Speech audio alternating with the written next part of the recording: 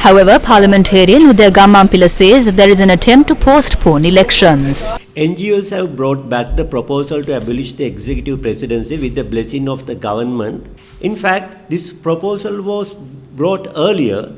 The leader of the opposition said that if there is a provision to dissolve the parliament soon after abolishing the executive presidency, they are ready to support the amendment.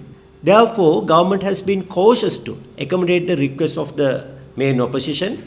So, as an interim or transitional provision of the constitutional amendment. Several political parties, including the SLFP, has already expressed their support to this proposal, and the government expects other parties such as SJB, JVP and the TNA would support this proposal because that's their stated policy. In fact, this proposal is a sugar-coated poison.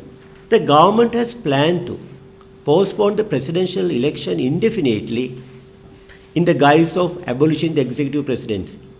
In other words, presidential election will face the same fate of local authority election and the provincial council election.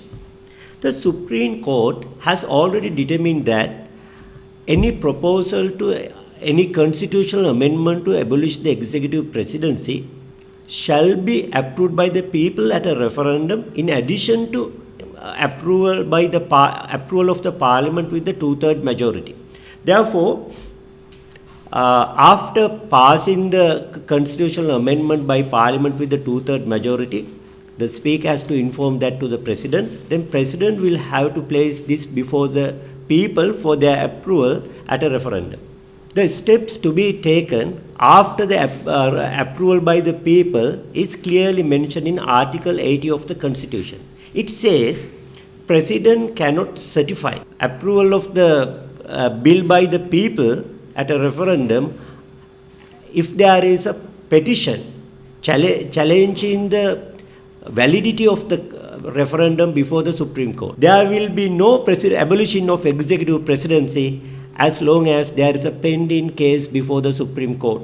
Some may argue that present constitution is still valid as long as constitutional amendment is signed and made it operational. Therefore, executive presidency is operational and presidential election can be held. In this backdrop, we urge all opposition parties to not to fall into this trap set by the government.